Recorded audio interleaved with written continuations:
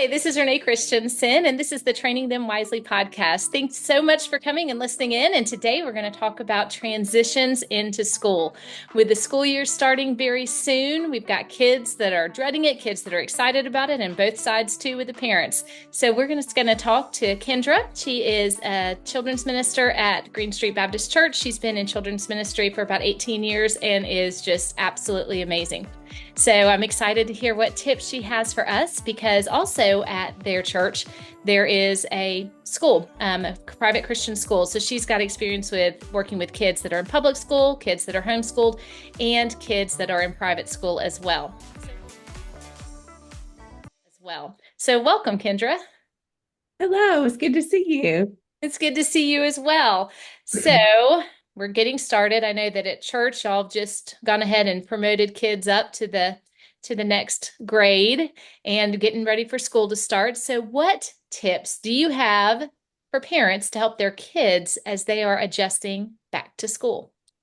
I would say the biggest tip I have is to show grace. We've been on summer mode for a few months now, and we have enjoyed time together as a family, making memories. But schedules that come back into place are going to be hard. Is that it's a transition. The other thing is to give your kids time, like get them adjusted. Don't just expect it to happen the first day of school. They're going to need it maybe even before that. You can start adjusting their schedules just to give them some heads up about it and to get them excited about what's to come for school. Yeah, that's a great tip, because a lot of kids are staying up a lot later during the summer hours. I know that my children, since we have come back from the West Coast, it's taking a while to get back onto East Coast time, and they are going to be starting. So my children are homeschooled, but they will be going to a co-op twice a week, which is at 8:30 in the morning, not too early, but we still have to get up and out the door. And I try to get school done, a few core things before we get to co-op. And so we get up pretty early during the school year.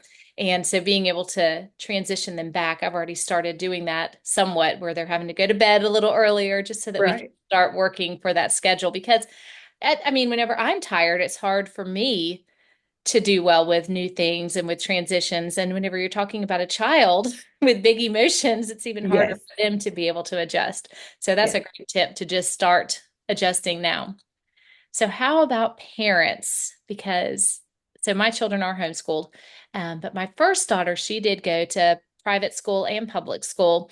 And I must say, I was really nervous about sending her to school. It was hard every year. I missed her so much after the summer break and sending her off to school. So what tips do you have for parents about how they can ease their anxieties as they send their children off to school?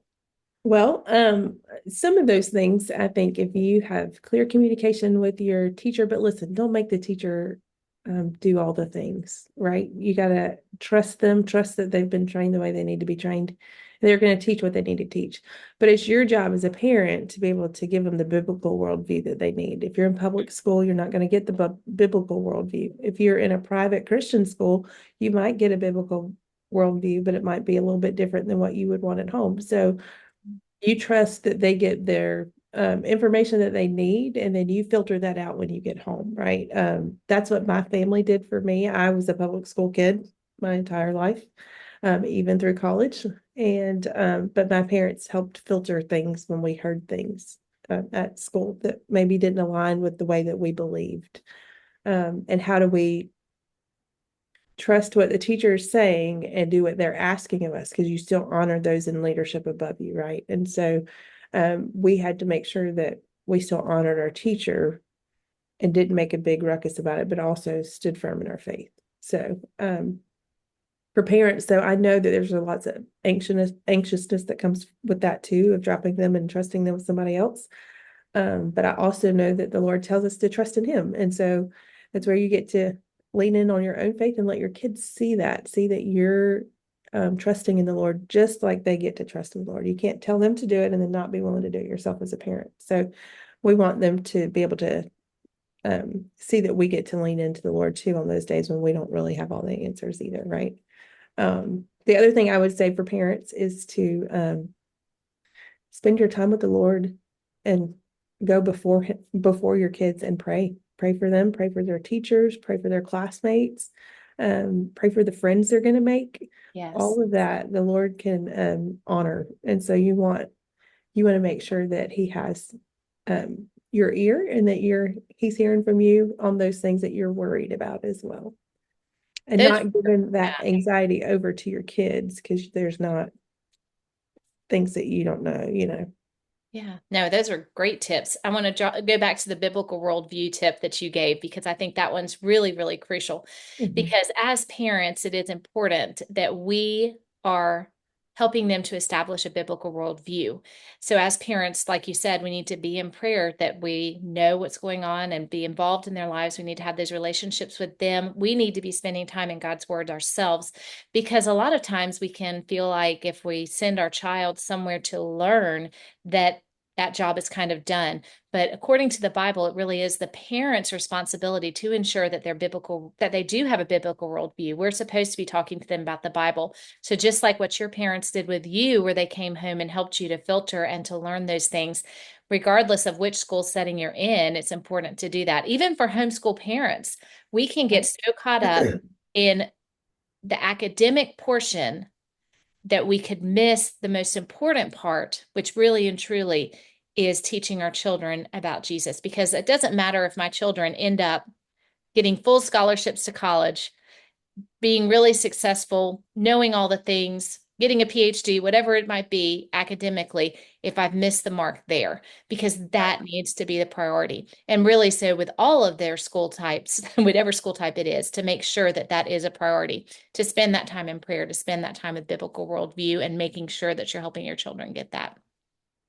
So, how can parents go ahead right now and start talking to their children and engaging in these conversations about school to prepare them to prepare them for school, what they might be worried about, things that they might encounter that they might need to discuss with them? What kind of tips do you have for them there?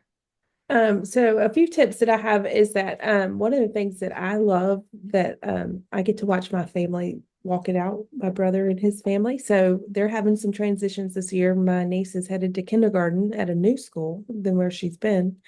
And so they ask questions at the dinner table, which is a great way to get conversation going about school for her. She's a little sad she's not going to be at the same school she was at because I was there with her. And so she could see me every day. She won't see me every day at her new school. But she's going to make new friends. She's got some new opportunities that she didn't have here.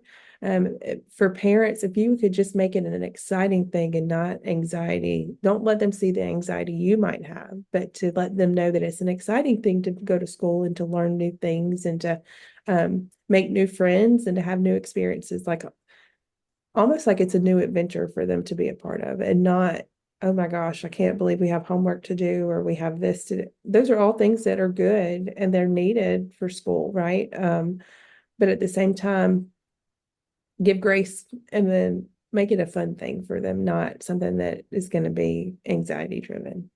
Yeah. Yeah, that's a great tip. So also, what kind of tips do you have as they are transitioning to school for that week before school starts?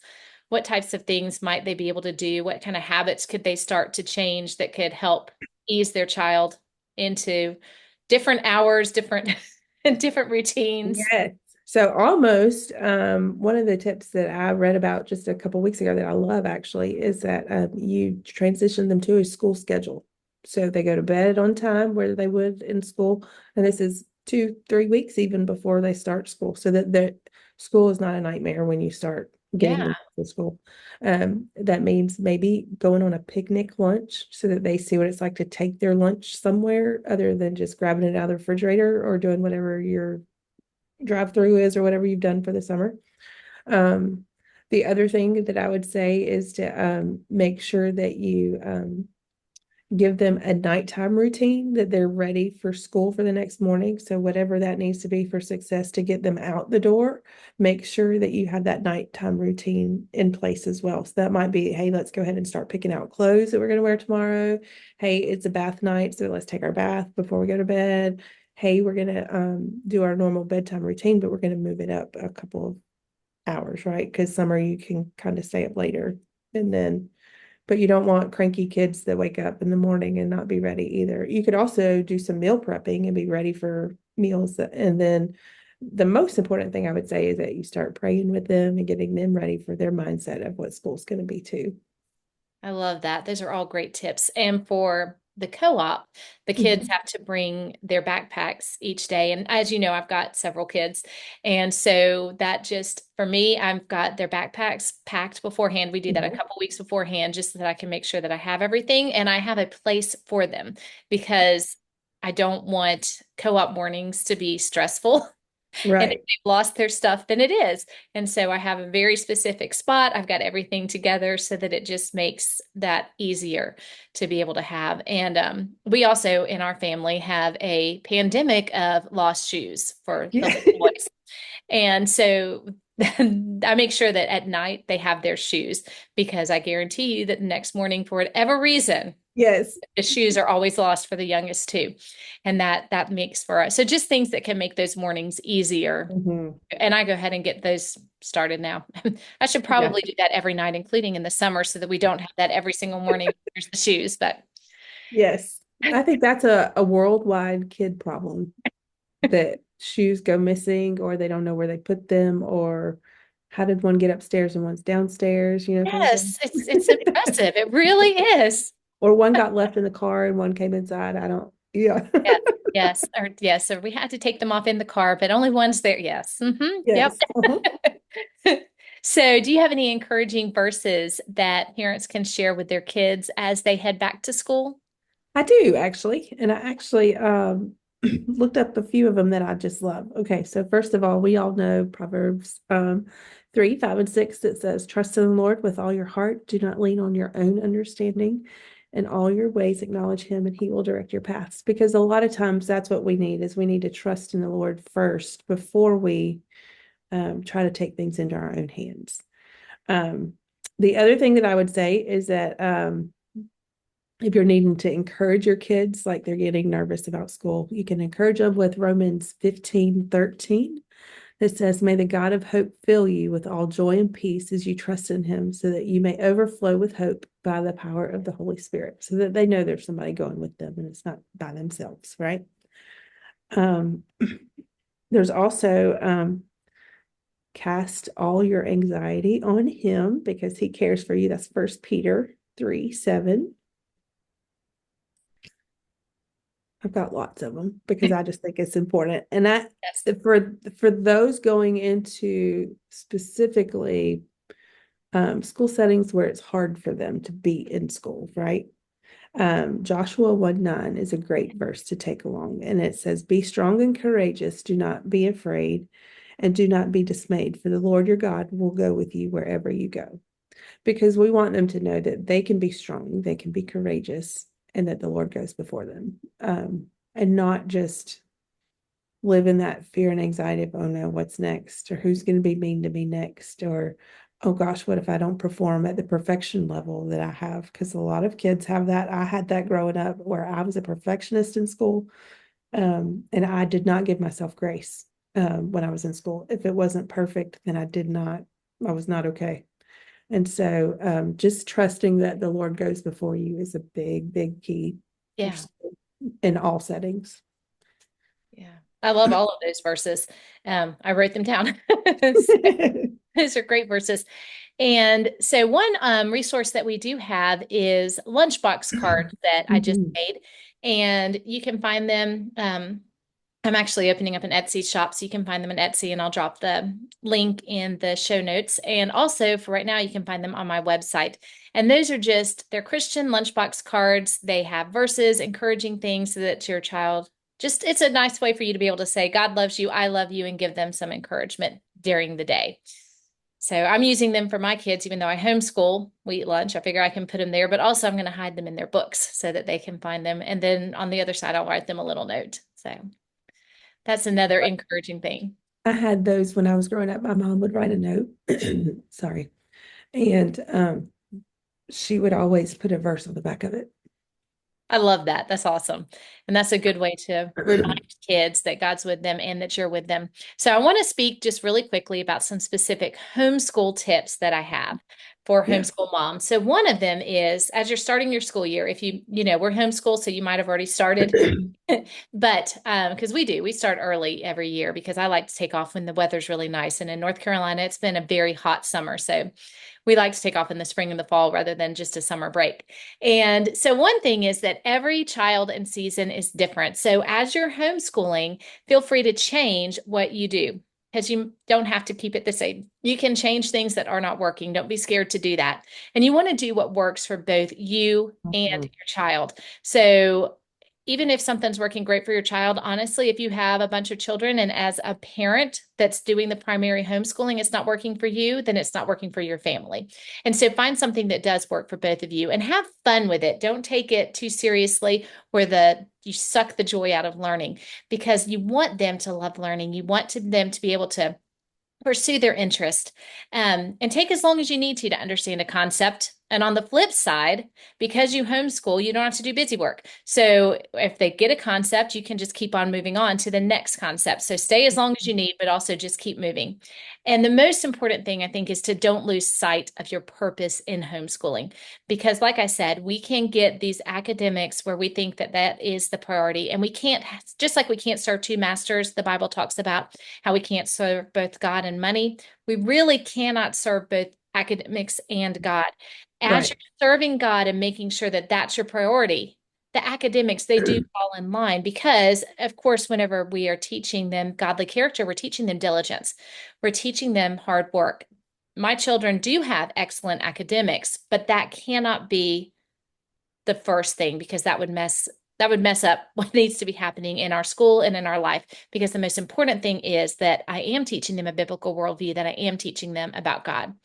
um, and then to teach them to love Jesus and to love others because who they are matters. Mhm. So if that means that especially whenever they're little and they have these trying times where they start testing you with something and have some character issues, honestly, it's more important to address that character issue at the time than the math worksheet that they're working on, because that's what really matters. And honestly, if you have addressed the character issue, they're going to be able to finish the math worksheet a lot quicker. And so being able to do those things. So just tailor what you need to do with your children and remember that they are your children, whether they're in public school, private school, homeschool. So just like she said, teach that biblical worldview, be praying for them, have those conversations, be involved with your kids. Do things that are encouraging for them. Send them notes. You can get if you want an easy one, you can pick up the lunchbox cards. Just sending a note. That's something that's really encouraging. And it helps to remind them about you and about God during the school day and can be really encouraging. I mean, who doesn't love getting a note? Honestly, that's one of my favorite things is whenever somebody's sent me a letter in the mail and I get it. 'Cause you Mhm. don't get those that often anymore. Usually it's emails or text. It's special to get a note. So do you have any other tips that you'd want to share with us, Kendra? I was going to share this one book that I've been reading too that I think is great. It's called The Worry-Free Parent. And it's by Sissy Goff. And it's just talking about living in confidence so that your kids can too. Because a lot of times we put on some things that our kids pick it up, whether we realize it or not. And we try to hide it, they pick it up. That's So it gives you some tips on how to do that so that they're not worried and they don't see your worry that you're carrying over from something else, because I know one of the things that I watch in my family. So my family was a big family. There were 4 kids in my family, and getting school supplies for us was a stressful thing for my mom because there were 4 of us, and we were all stair steps, but had different needs for every grade, right? And so it wasn't like she could reuse things that she had used before. We all had to have new every year. And so I just remember going and her just being so stressed about it. And then I would not ask for what I needed for school because I was afraid it would stress her out.